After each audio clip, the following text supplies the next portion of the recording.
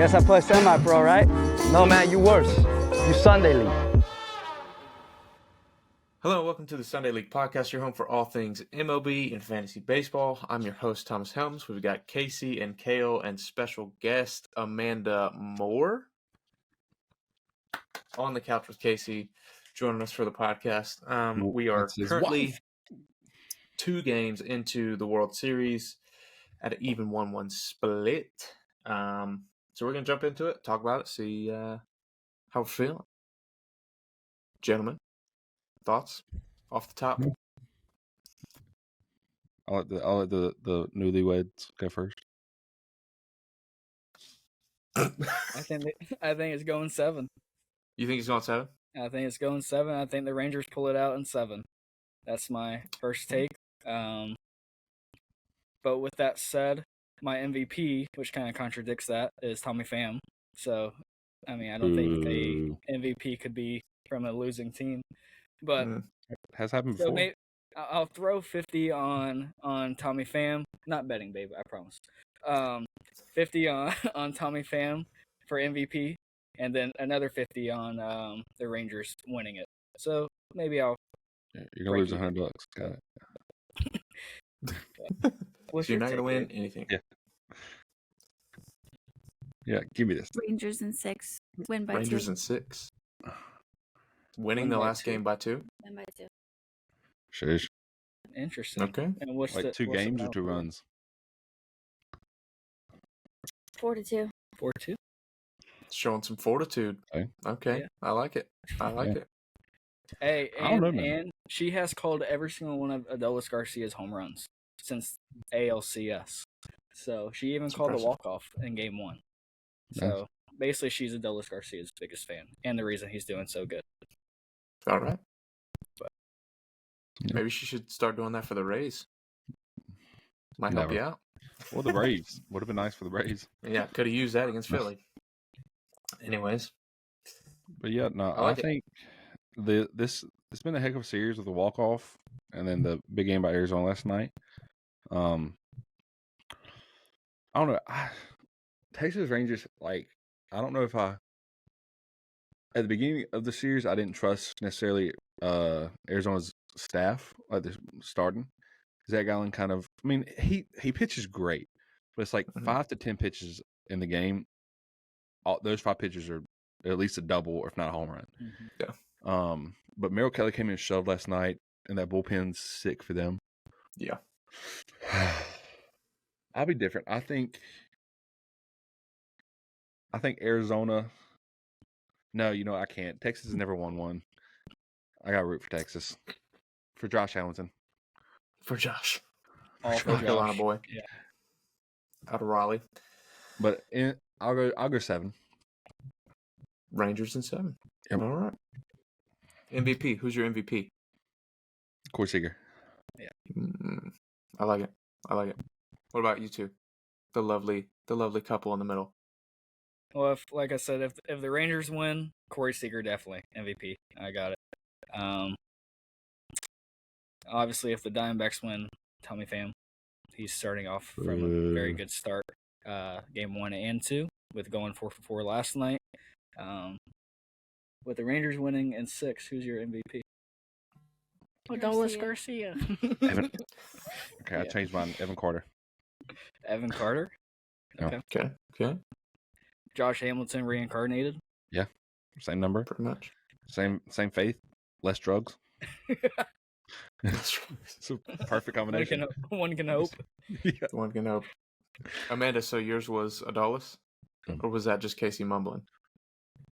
That would be correct. That would be correct. Okay. Fair assumption. Confirmed. I am going to go with the Diamondbacks in 6. Mm. I think, and I said this in our group chat, I'll take it if I'm the only one that's wrong, but I think they're very evenly matched. They both have really strong lineups. They both have pretty sturdy starting rotations. I think the difference has been their bullpens. The Rangers have been a little shaky, especially last series against bum. Yeah, especially against the Astros. They struggled a bit, but the 1-2-3 that Arizona has in their bullpen with Seawald, and the other two. I don't know. Inkle and whoever the lefty is. Thompson. Not Sal Frank. Not Sal Frank. He's just kind of their middle guy. Last night. Golly. Yeah. Nelson? No. I don't remember. But I think if they can get to those guys, I don't think the Rangers can handle it. I think that's why game one, because I think that Corey Seager was facing Sal Frank. No, if I remember correctly. Who was he facing? He hit it off of Seawald.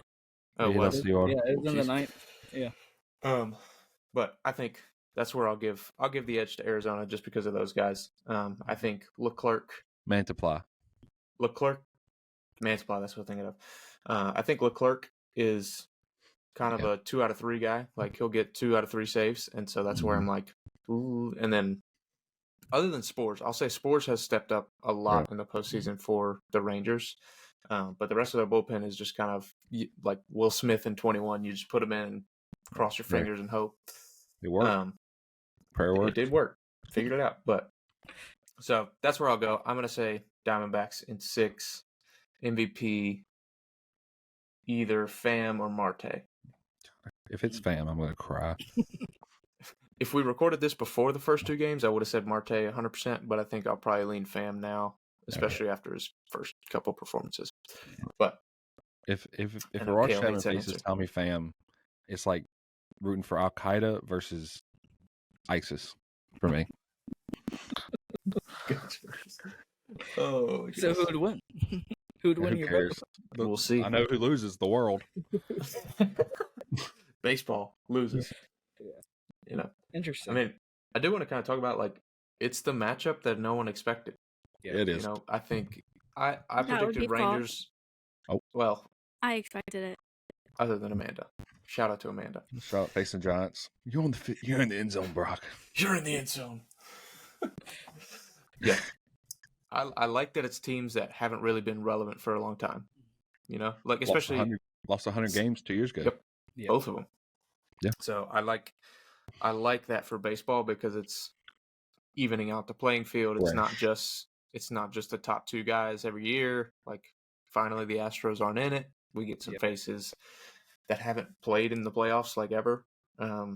Except for Will Smith, who could win his 3rd ring in a row, but Scherzer, we'll see. Scherzer's in it. I mean, it's exciting. I like it so far. It's been a really fun series to watch. Last night was a bit of a blowout. We're recording this on Sunday, if you can't tell. But yeah, like I just want to get you guys' thoughts on it. What are you feeling of the matchup so far, and how we ended up here? Kale, go ahead. Yeah, I mean, I think it's a tale of, and to your point of like freshness, like I love that the Diamondbacks made it because they led the league in sack bunts and stuff, and like Perdomo bunted in the World Series game 1, which you never see, and just the deep lineups, man. Like, and it's not big names, like Perdomo is getting hot at the right time. Yeah. Tavares, I forget his name all the time. Leody. Yep, Leody Tavares. Like they're the 2 9-hole hitters, and they're hitting great. So like the lineups are deep, and it's just a complete staff. Like they're built on starting pitching, but like most of the time they get through 6. So 7, 8, 9 is the bullpen, which I think is how baseball should be. It's not the openers and crap like that. So yeah, I think it's just built on starting pitching. Good defense from both of them.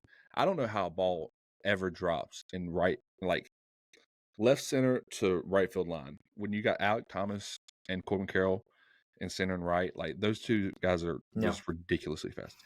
Alek Thomas, he could be playing football and baseball at TCU right now. He said, "No, let me go win a World Series." Might as well. What a loser.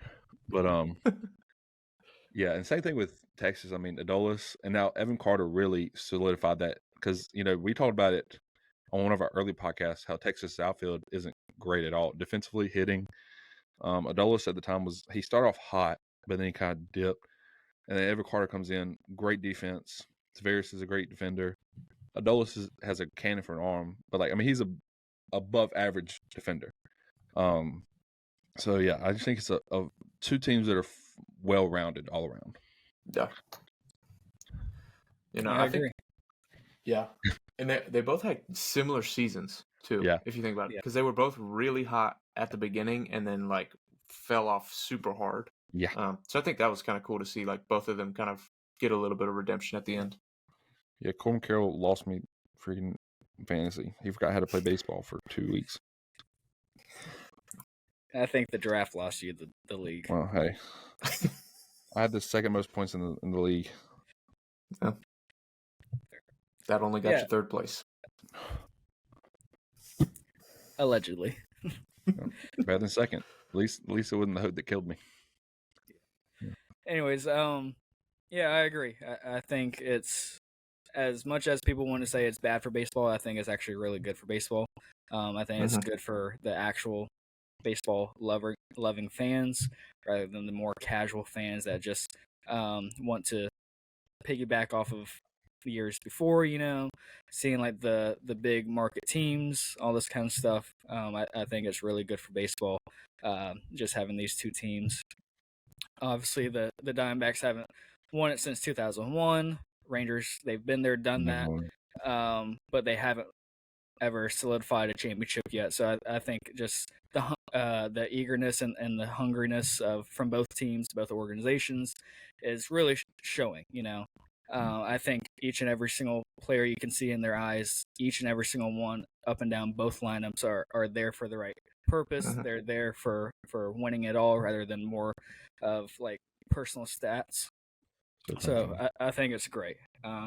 Obviously, we've seen the emotion in the first game from Corey Seager to Adolis Garcia to just the Diamondbacks getting off to a hot start in that game, and obviously kind of, even though they got punched in the mouth, they could have rolled over in game 2 and just said, you know what, this, maybe they are better than us. Instead, they came back and put up a 9 spot in game 2. I think it's going to be a great series. Like I said, I have it going 7. And I think we're in for a treat. It kind of reminds me of the 2017 World Series, I'm sorry, not 2017, 2016, with the Cubs and the Indians. Two organizations, that haven't won in a very long time, and looking to break a curse or whatever you want to call it. So, yeah, really looking forward to it. It's going to be fun, and yeah, anything you got to say?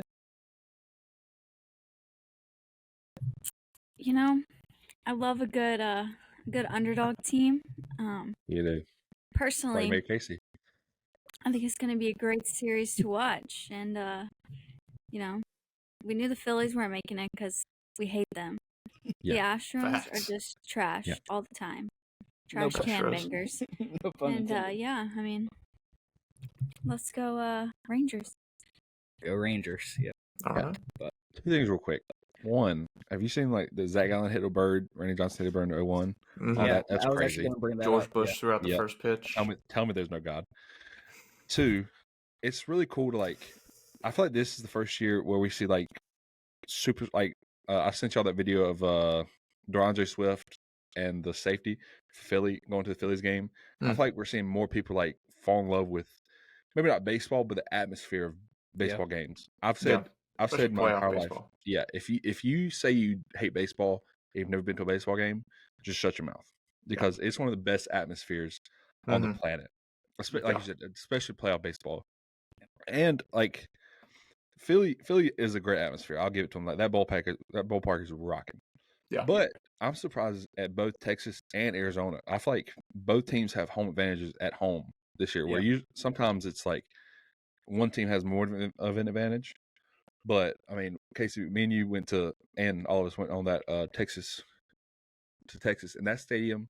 I can't imagine how loud it could get because if they're saying it's rocking, that stadium is huge. Yeah. So if it's rocking, then they're loud. Yeah. Oh yeah. Yeah. I haven't been to Arizona yet, but maybe one day. Okay. That's on trip number 2 for us. Trip number 2. See. One that Thomas might be able to join. Hey, why don't we'll just buy a school bus and renovate it out and go on a I've trip. been trying to get it for years. I've got a couple at the junkyard. Start fixing them up. Y'all want to kind of break down what y'all saw from games 1 and 2, from a fan standpoint, and yeah. Thomas, you go first. Yeah, let me pull up.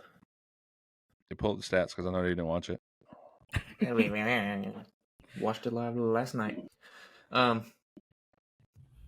Yeah, I mean, I think game 1 just shows how evenly matched it was. Like they were trading blows back and forth, 1 to 1 to 2, 2 to 2, 3 to 3 to 3, 4-4, just like going back and forth. And so I think that really showed like how evenly matched they are, how well these teams can like go back and forth, which is why I think it's not like I don't think either team is a quote unquote favorite in my opinion. Like I don't think there's anyone that's like clearly better than the other. And that's what I think game 1 just showed, that like it's just going to come down to who's got the heart and fight in it. And game 1 ended up with Texas showing that. But then last night was honestly it wasn't bad until like the 7th and 8th inning. Yeah, they just like lit it up on them. The Moreno home run, that was huge. I mean, it was just a 1-run home run, but like that got them going, and definitely speaking of sucked Moreno, some energy out. Can you talk about that trade they made, Moreno and Lourdes Gurriel from? Which I mean, Dalton Varsho's a dog. I mean, like I think he's a great player. He's had a down year this year, but like he's an athlete. I don't trade my number 1 catching prospect for him. I'm sorry, but what a trade! Yeah, and I mean, I think that too is another kind of like the cherry on top, I guess, for both of these organizations. You know, both of these organizations have really been GM based, and what I mean by that is picking up guys that, like Adolis Garcia, for instance, you know, drafting Evan Carter, where nobody really knew of him. Like you just mentioned, Kalen Thomas, you know, the Gabby Moreno and Lourdes Gurriel trade, Corbin Carroll, you know, just still really young in his career. Evan Longoria kind of on his last leg, but a veteran, you know, that has been there, done that for many years. Just things like that, you know, they might not look great on paper, but kind of to your point, Kale, of you always say this is like the clubhouse morale, right? Just guys, you know, guys being guys, you know, guys that love to go to battle for one another, all that kind of stuff. I can really see that in these two organizations. And guys that complement each other. Like their strengths complement each other. Yeah. And I mean, just to jump into like the first game for myself, you know, it was really, really interesting. And I find any postseason, you know, I'm almost every single game, you know, watching every single pitch. That's just how it is. But this really has my attention because it's a lot of new faces, you know, something new rather than just seeing the same guys performing at the same level that we always see. I think it's always good to see how are guys going to react in a World Series, especially young dudes. And one thing I've really, really loved with the Diamondbacks, and I wish more teams did this throughout all 162, is the small ball. You know, I know we're in the generation of go big or go home, hit home run. That's how you win. I mean, even Evan Longoria dropped a bunt last night. You know, I think he was trying to go for a bunt for a hit, but I mean, it still worked out for a sack bunt. Over there. Yeah, his job. Yeah, but I mean, this is a guy that's been in the league for 15 years, has won a lot of awards, all that kind of stuff, has been a household name since day one, since he stepped into the league. That just shows how committed he is, and saying, you know what, I'm not that guy I used to be 15 years ago. Best job for me right now is to move a runner over. I mean, just the selflessness and these kinds of in these series, you know, it's just really, really good to see those kinds of things. So, I thought you hated him. Oh, I'm not an Evan Longoria fan, but I mean, it's just a example of, you know, guys. Yeah, never was an Evan Longoria fan, except for game 162 when he hit the walk-off home run against the. Hate his guts. I love his game. Yeah, I just love baseball. Yeah. No. Oh, Love my good goodness. baseball. Yeah. Which I think the Diamondbacks really have a lineup built to do that, though. Like, they're so young and so fast. They can, like, in game one, when Thomas just hits that little, like, dinker that, like, barely gets over Eovaldi, and he's That's safe who at it first, is. like, that's huge. So, like, the speed running has out of ball. definitely... Maybe Acuna could learn.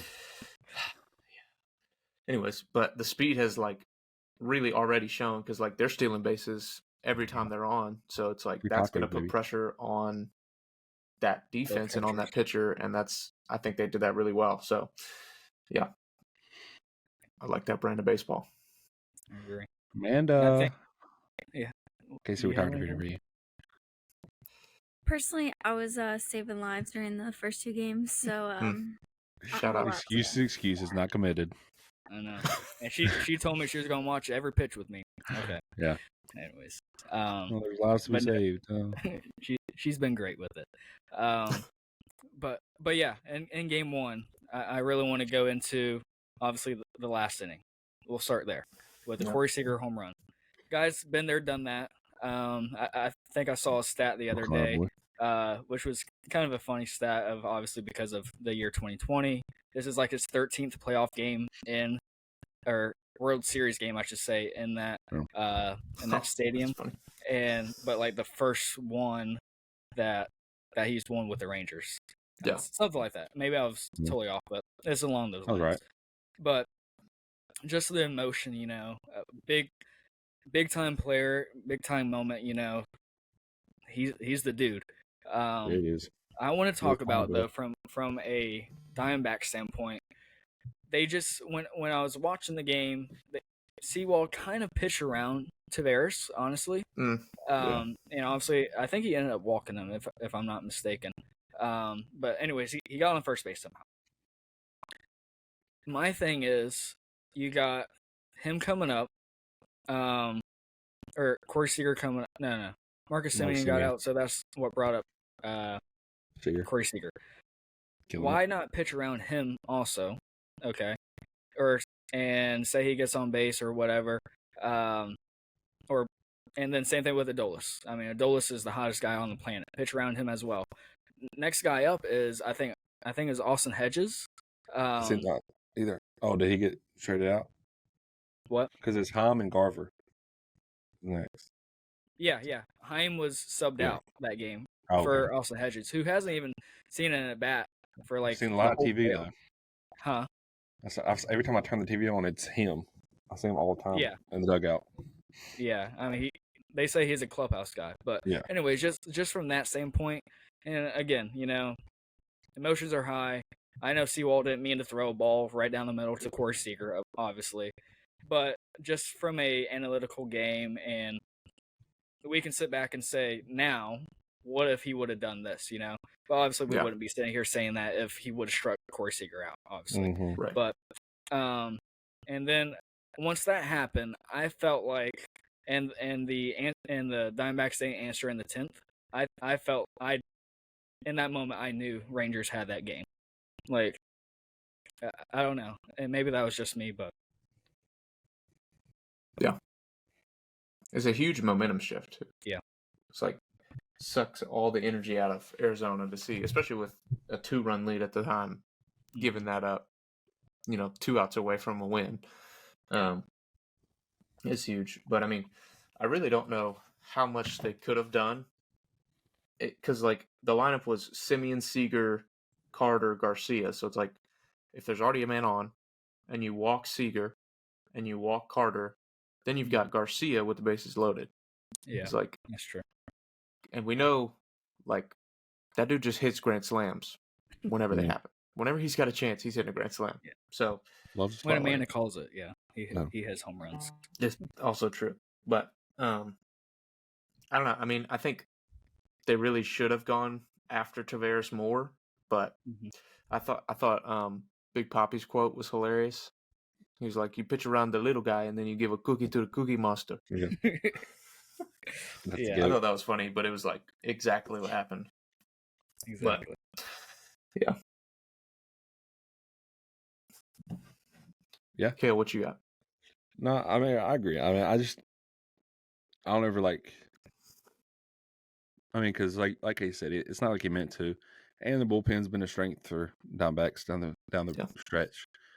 So I mean, I definitely. I mean, if it's me pitching, I'm like, hey, fastball right down the middle to Tavares. I mean, right down the middle, but I'm not. If Leado of Tavares beats me, I can almost live with myself. Yeah. But when it's Corey Seager, who's one of the most clutch players in the league, especially in the big moments, that's tough to. You got to pitch around him. But like you said, Evan Carter's got like 1,000 doubles in the postseason. So, it was a tough decision because that 2-3-4 is nasty.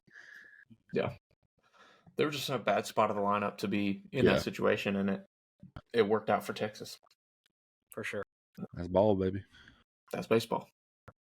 But anyways, well, that's game 1. Game 2, Merrill Kelly threw a freaking gem. Dog. Yeah. I was honestly like hoping they would leave him in, but then they scored like 4 runs, and it was like, you don't need to leave him in because he only had 89 pitches through 7. I was like, dude, let him go 9. But I think it was like 4-1 or 3-1 at the time, and then they just blew up. So yeah, he'll come back like Tuesday and pitch or something crazy. Yeah. So. But I actually kind of want to talk about that because obviously we were at the World Baseball Classic this year. Yeah, we were. Here's a guy that is kind of writing the script for guys to maybe attend the World Baseball Classic because obviously there's the saying of like, oh, if you play that, there's a case for injuries. Like that's a big question mark for reasons for people not playing. Here's Merrill Kelly, that now he was injured for a little bit of the year, but I think it was more of like illness. Yeah, it was illness rather than not being healthy from a pitching standpoint or anything like that. But I just love to see that as a fan. A guy that was on the USA baseball team, pitch almost all season long, and here he is in the World Series going 7-8 innings. Like giving his team a chance to play. I just think that's a really, really cool thing to see right now. And he's a good story. He played in Korea for a little bit. Came back. He's the first player to play in the Korean World Series and the American, right? Yeah, he is. Mm-hmm. Dog. And didn't also Alec Thomas play for Team Mexico? Yep. Yes. Am I wrong in Mexico. He played. I'm sure Perdomo played. Did Garcia play for Cuba? No, he did not. Because he defected. That's right. Yeah, he defected. But yeah, Perdomo played. I think. Perdomo did. Yep. Where's he from? Is he Dominican? I'll be the stats guy. Who knows? I'm not sure. He's somewhere. Jamie, let's go. Yeah. But anyways. He is Dominican. Dominica. So he didn't play, but he was on the team. Cattell was on the team as well. Yeah. They had a lot of guys. Arizona Cattell. at least had a lot of guys in the WBC. So, which we watched live. Yeah, we did. Shout out. I was talking last night with some buddies I was watching the game with of how like Philly kept trying to make things out of everybody's comments, and then the whole Merrill Kelly said it's going to be hard to beat that Venezuela game in Miami. I was like, dude, that I have never felt that level of pride, intensity, passion, excitement, fear. I struck half a Miller Lite. That's how you know it was real. Oh my gosh, we about got in a fight with 80 Dominicans and Venezuelans in the stands. I was ready for it. We had some Spanish people on our side though. We did a little bit. They thought we were funny. Yeah, but loved us. I think they were really just scared of Kale. Well, well, that's the whole reason why we brought him. Yeah, that's true. Bodyguard. Y'all are my friends. Y'all just your bodyguard. We just need protection. We pay him on the side. Yeah, I wish. And snacks. Okay, well, come from the person. Oh my goodness! Come from the person that thought I had type 2 diabetes. It still hurts. Oh. So, all right. So, strengths and weaknesses. Diamondbacks, we've got bullpen, speed, small ball. What about the Rangers? Power. I think they have a better starting pitching too. I would give the edge to their starting pitching. Yeah. And I think they are a cleaner baseball club, if that makes sense, especially from a defensive perspective. I think, especially just up the middle, I'm huge on your four guys up the middle: catcher, shortstop, second baseman, center fielder. Alec Thomas is a great center fielder. Ketel Marte and Perdomo are good up the middle. Moreno, I think he was the best. Good. I think he was the best catcher by percentage for throwouts or whatever you want to call them this year. So he's great as well. Or runners thrown out. That's what I meant to say this year. Yeah, there it is. But to me, Marcus Semien and Corey Seager are just a dynamic duo up the middle. Leotis, he's great in the outfield, and the Jonah Heim, he might not have the greatest arm, but I mean, he's a pretty dang good catcher back there. Yeah, he is. But I don't know.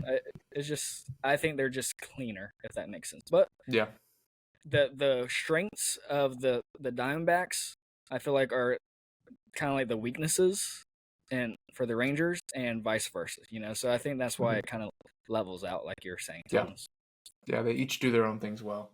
I will say for Jonah Heim, I think they said it either during the game or I saw something online after, but how like the Rangers lead the league in stolen strikes over the past 2 years, just from like pitch framing, both with Heim and Garver, mainly Heim over the past 2 years, but that makes a huge difference. But I think that also kind of brings up something we were going to want to talk about, of just like umpiring and lots of close calls that are going one inning and next inning they're not.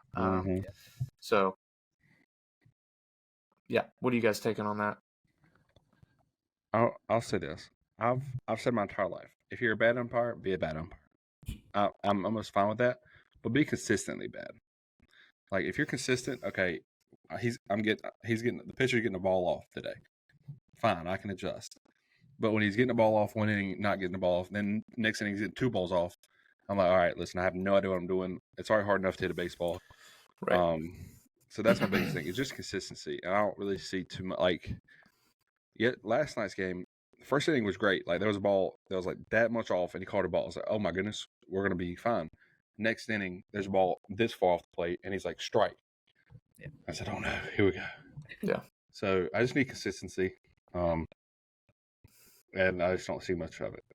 Yeah. And that double play ball that he was clearly out on, they called him safe. And with the review, they got it right. But, I mean, it wasn't even close. He was so safe. Yeah. Or out, sorry. Yeah. I just don't understand why the MLB is that way of just, why don't you have the best 4 to 5 guys as your umpires, percentage-wise, throughout the year as your World Series guys? It's not a charity event. It's like, it's serious. These guys are fighting for parts of their career. I just and I think I saw a tweet which is so true. If you're not going to award those guys for having great seasons, what's driving them to be such a good umpire? If they blow a call or something, like, oh well, kind of thing, rather than, man, these blown calls are going to cost me the ability of possibly umpiring in the World Series, because they obviously get a bonus or something in the World Series and the playoffs if you work them, obviously. So I don't know. There's little things about the MLB, playoff formats. Obviously the umpires, like we just said. There's just some things that from a organization, it just, like you said, Kale, it stinks. There's got to be some changes in certain areas, I think, but it is what it is. Yeah. I think they're still working out the kinks a lot with the playoff format of the new CBA that happened after the lockout. But I mean, I think, we're 2 years into it. We're still figuring it out. And I mean, How long we're gonna I've do? seen the Manfred quotes of, we got to learn, blah, blah, blah. I couldn't trust him farther than I'd throw him, but we'll see. I hope that in the next couple of years, if stuff like this keeps happening of like teams getting punched out in the first round, after having excellent years, like it shows that like, all right, something's wrong with this format. We got to change it up. But also like you guys are talking about like umpiring, like they need to have the best guys on there and make it a fair game 100% all the way through Game 7 of the World Series. So hopefully that changes. I think they need to start laying guys off. I mean, I don't know how any of our jobs, if you don't suspensions. perform well, if you don't perform well at our day in and day out jobs, there's a chance you're gonna get fired. Whereas with umpires, there's been. I'm not on the hate Angel Hernandez train by no means. Great guy, but we'll use him as an example. He's known to be historically bad. Yep. There's got to be some punishment or some like, hey, you got one more season. If you don't clean it up, we got fine them for every wrong missed call. Oh my gosh, how much?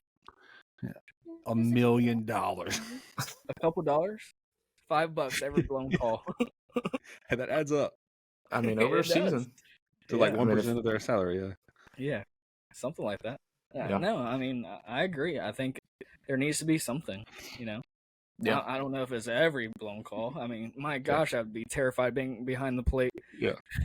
Yeah. I'd be like, what you got there, catch? Yeah. Help me. Yeah, I mean, I know they do it in lower levels, but I don't know if that's just because of like the umpires are newer, they're learning, that kind of thing. Because like working with the single A team this year is like they would have to report to the league like the umpire rating.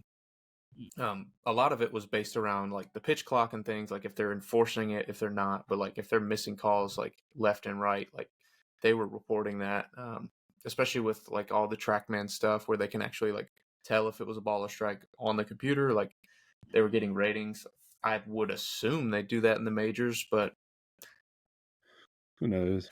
I mean, as long as there's blackouts, I'll never trust man fraud. Yeah, exactly. So I mean, it baffles, I think, all of the baseball community how Angel Hernandez still has a job at this point, or how he's still in the majors. So send them down to the minors. Yeah, maybe that's what we do. Rather than finding them, you're doing bad. Send them down to the minors until they start getting things right. Yeah, and like maybe the rest it's of the league. Yeah, maybe it's to your point, Kel, of like, obviously we're humans. We're not perfect. They're not going to get every single call right. To do. But to your point, Kel, of like, if you're known to call a high strike, be a guy that's going to call the high strike, Right. And if that's your bad call, that you're just historically known to call the high pitch that's out of the zone, but if you're consistent with that, okay, don't punish somebody for like missing their call because that's just with my height, I would think a pitch low would probably look better because I'm lower to that, a guy a taller umpire and stuff, probably a higher pitch looks better to them because it's at their eyesight, so I don't think we should punish them for every maybe missed call or whatever or a bad game, but the inconsistency, correct, Kel. Maybe, but I do like the thing that they're doing in the minor leagues of challenging a strike or a ball. I like that. I do. I think that would be. I would enjoy seeing that. I don't know if it's every team should get like 3 a game or if it's every player gets 1. Obviously, you got to mess with that, but that's what people get paid for. There's people in higher positions that are looking at a lot more numbers than we are. Yeah, so, maybe that'll be us one day. Yeah, maybe it should be. Be cool. We'd be bigger than the NFL by now. Yeah, but I think I think listen the idea. to you, Well, I think the idea. I'd be terrified. Goodness gracious. I think the idea of starting it in the minors is to try to work out as many kinks as you can before getting into the majors, and so that's why I really like them doing that. and trying it out in the Southern, whatever the like experimental league is. I think is it the Southern League? Is that what it is? Or the Atlantic League? Yeah, it's one of those. Independent ball. Yeah, whatever the Rockers are in, that's the league. Yeah, independent. Yeah. But I like them testing it out there and then figuring it out and then moving it up. But anyways, what do you guys think of the managers on the field? Yeah, Casey, what do you think? Yeah, Casey. Big question for you. Are you saying Texas Rangers lose 80 games and then get Bruce Bochy, and now they're the World Series? Yeah, because he's smart. I don't think managers help with development in a player. I'm sorry, they don't. That's why you have bench coaches. That's why you have hitting coaches. That's why you have pitching coaches to do that kind of stuff. But a manager is definitely beneficial and can affect a team's success or downfall, all that kind of stuff. I firmly agree with that. I really want to go back to you saying that the managers don't hire their staff. That's just blasphemous. Manager brings on their staff. Have you ever seen Moneyball? They all went through the GM. Okay, exactly. Yeah, listen, I know you're a Tampa Bay Rays fan, and a computer makes up an AI-generated manager. I get that. But in real baseball, a manager brings on, like, maybe, okay, I won't say they hire them because they don't. Yeah. But like they are definitely the more percentage of like, hey, I want this guy and I don't want this guy. Yeah, they're in the room. I think a manager like Bruce Bochy that's been around the block might have that pull, but a newer face in the organization, I don't think they have the pull to go to a GM and say, you know what, I would like Ron Washington as my third base coach. Why don't you give him a call and give him? He should be hired. You know, but yeah, I give the edge to Bruce Bochy. Been there, done that with multiple organizations. And I think that's another reason why I kind of give the Rangers the edge, because I think he does a great job of planning ahead. I think, last night, is kind of a close game between the two teams until obviously the seventh, almost eighth inning, pretty much the eighth inning. But he wasn't running his big guys out there, if that makes sense. He was running out Martin Perez, Andrew Heaney. I'm not going to say he gave up, because obviously those guys are going to give the team a chance to win. But he's not like, we have to win this game. He's like, hey, if we win this game, awesome. That's the cherry on top. But if we don't, I have to be prepared for what's our game going to look like the third game, the fourth game, maybe even 7, I'm sure both managers are looking towards, if it goes 7, what's going to have to happen, with Leclerc, there's going to come a point in time in this series, and I think I saw it on with Harold Reynolds' pregame show. There's going to come a point in time in this series that we're going to have to see Aroldis Chapman come in for a save in this series. He's either going to win them the game or blow them the game. I think it's going to be all on his shoulders, and he's going to be losing. But yeah. Yeah, no, I agree. I mean, that's the thing of managing a bullpen. Like, you gotta, like you said, they're human beings. They can't throw every day. I mean, honestly, some guys just have rubber arms, and maybe can, but I'm trying to think of one. Recently, like James Peeler. 100%. But like some guys, especially in the playoffs, like they just have rubber arms. Like that's the thing where they can, just go out. I mean, not during the season, of course, but in the playoffs, come in every day and just throw. But you gotta, and I hate it when it's like giving up, because like you said, it's not giving up. Like you're giving a chance to, like Martin Perez has been in the league for a long time. Andrew Heaney can either strike out the side or give up 4 home runs. You never know. So, like, it's just keeping your team in the game as much as possible. But you kind of read the cards and know, hey, and two, with winning with that walk off in game 1, you have more freedom to have those types of games. Yeah. So, because I guarantee you, if they lost game 1, it probably would have been a different story. Yep. But yeah, I agree. I think it was definitely bringing in, Perez and Heaney was more of a move of like, all right, let's eat up some innings. Because when he brought them in, they weren't like, it wasn't the blowout it was yet.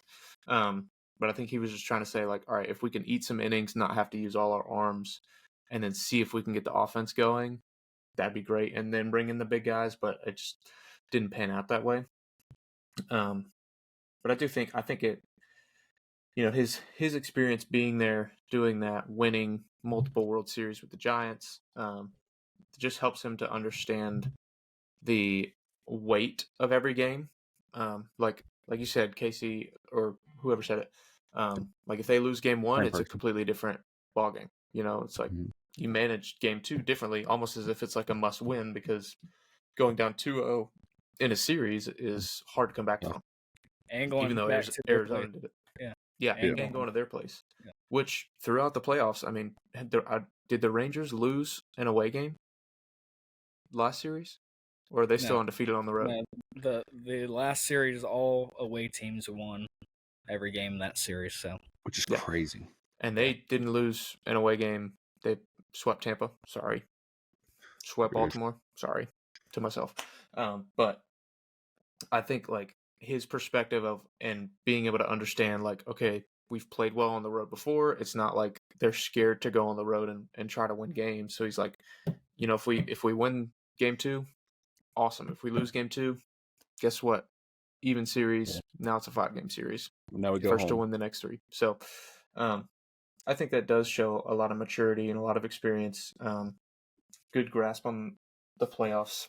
But, which I love Torlavello. I mean, and to go back to what Casey said of like the GM, for them to stick with Lavello through those, because when he first got there, they went to playoffs and stuff. They were a pretty decent team, and then there was some down years. For them to stick with him, I love that. Like, not blaming the manager, because I think the manager gets, and I think that's why I kind of have their back slots, because a lot of teams, all the managers trash and needs to be fired when the team's bad. And the GM came out and said, listen, I didn't give him a good roster. Like, there was not much he could do with it. Whether that was injury, so on and so forth. But, like, I love Torlavello as well. Like, all respect to him. But Bruce Bochy's, he's one of the best to ever do it. Yeah. I think Lavello is kind of the major league equivalent of a player's coach from what I've seen. Like, I saw, like, after he pulled Kelly, both in the CS and last night, like, he goes up to him, has a conversation with him, shakes his hand, like, explains it. Like, in the CS, I think it was Game 7. I think it was Game 7 whenever he pulled him. Mm-hmm. Like, Kelly was in the tunnel, like, throwing stuff around, freaking out, like, cussing up a storm, like, why'd you take me out? Like, what was that? Like, that kind of thing. And he just went down there and had a conversation with him. And it's like, I respect that. And I think he sees the strengths of his team and plays 100% to the strengths. Yeah. And that's why I think they're doing small ball. I think that's why, like, coming down from the manager, like, these are the decisions we have to make. This is how we need to play the game based on what we do well, and not trying to go out there and be someone he's not, going out there and making his team someone they're not. And I think he does it really well. So, yeah. And even though, like you said, they might disagree with them in the moment, they respect him enough to say, hey, exactly, better than the team. Exactly. I think anything on Lavello?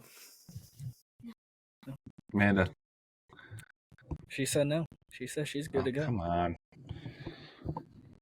Yeah, I just agree with Lavello too. I think he is. Obviously, I think the Diamondbacks dive more into analytics than the Rangers do. But at the same time, I think Lavello is a player's coach in the sense of a good way, because I also kind of think Kevin Cash, the word around town is he's a player's coach. He's a player's coach because he lets them do whatever the crap they want to do, in the clubhouse, outside the clubhouse. On off days, they can go to the beach, whatever kind of thing, Lavello, I think, is a player's coach because he has his players back. And I think that's really been shown in the playoffs of players or other teams, making comments about, the Diamondbacks are just lucky to be here, they're getting lucky, this and that. He's standing up and saying, no, we know who we are, this is us. Yeah. Rather than, behind closed doors telling his boys, hey boys, no, we're doing good. Don't listen to the media. He's saying, media, come here. I'm going to tell you what we say in the clubhouse. I believe in these guys. I love that. Yeah. Yeah, I love a manager that shows up and says and knows who he is, knows the team's identity, all that kind of stuff, and it really reflects to the team, Yeah. So, but yeah. Yeah, I loved his comments after the whole Mad Dog thing, saying he was going to retire if they won. He was like, "Can't wait to see that." So Yeah. I think that just goes to show like he's got his players' backs and his players have his. So, I like that in a manager. I think it really is a key to their success and how they've been able to get here so far. So, yeah, I mean, looking forward, we got at least 3 more games. So excited to look and watch those. Who's going tomorrow night? Y'all know? Fat and Scherzer. Fat and Scherzer. Fat, but I say Fat. Makes me feel better. It's Fud. Fud. I say who's Fat. been lights out in the playoffs. So got sent down 3 times this year. Yeah. Said, you know what? I think I'm going to pitch now. Was not a good streamer for fantasy. I will say that. He cost me a couple games. Scherzer hasn't been great in the playoffs. He hasn't been terrible, but he hasn't been super good. He also hasn't really gone very far into games. So it'll be interesting. I think it'll be more of he'll be kind of the 2-3 inning opener. Kind of how they've been managing him, but we'll see. But if it goes 7, this is also going to probably be our Game 7 matchup as well. Very true. So we'll see. Any final thoughts? Evan Carter's a dog. Evan Carter is a dog. Hopefully we get more than 5 games. Be cool. Yeah. Don't need to celebrate a World Series on a Thursday night. So, yeah. Do we talk about why we didn't do this before the World Series? I mean, we can. Okay. Really, his name's James Peeler. Yeah, I was ready every single day, and all 3 of my co-hosts had something to do. Not the same day, which is just unbelievable. Each one of them had something to do every other day. Thomas had, World Series of intramural softball, which shout out to Thomas. And what's your team's name? It was Deuteronomy 23-1, but they made us change it to Bryland's team. Okay. It was biblical, but just what's the abbreviation for that? Look up 23. Do 2-3-1. I can read the verse real quick. Hold on, let me pull it up. Oh, please. We'll be a Bible pod for a couple minutes. Deuteronomy 23. How do you not have it memorized? Amanda, cover your ears. No one whose testicles are crushed or whose male organ is cut off shall enter the assembly of the Lord. Yeah, so they made us change. That's it for this week, folks. So Liberty University doesn't like the Bible apparently, but we came out. We beat the number 1 seed 34-12, so that was big, and then won the ship, took it home. So that was my Thursday night. But I did say I can do it after the game because the game was done at like 7:30, and then James was like, "Oh, I gotta help my fiance find a job." Meh. Whatever. Hey. 2-4. I don't blame him. Yeah, marriage is key apparently. Yeah, I've only been married for 2 years. Never. Shout out to anyways, hey, Kale's going on a little date tonight, guys. Yeah. Stay tuned on the pod to see how it goes. Wish him luck in the comments. Wish him luck in the comments. Don't need it. Comment how long you think it's gonna last. Hey, maybe in the off season we'll give a Kale love life update. Just keep everybody in the loop. 37 seconds. We're gonna do some fun stuff in the off season. I'm excited for the off season. Might be a little less frequent, but we're gonna do some fun stuff. Do some interviewing. It'll be a good time. If you have recommendations, what you want to see, if you want Mike drop Trout them in the here, comments, tag slide in the DMs. Tag Mike Trout. Please tag Bryce Harper. Yeah. If you want to see a podcast ran by all the wives and Kale's girlfriend, comment it. Let's not put labels on it. Goodness gracious. Hey, we could just do a pod with the dogs. Get everybody's dogs on the pod. It's a good time. I got 6 of them. So. Shipper and Oz would have a good time. Anyways, well, I think that about does it for us. Like, comment, subscribe. on YouTube. Thanks, Amanda. Give us a rating on Spotify, Apple Podcasts, wherever you're listening. Shout out to Amanda for joining the pod. And yeah, love you. Bye. Bye.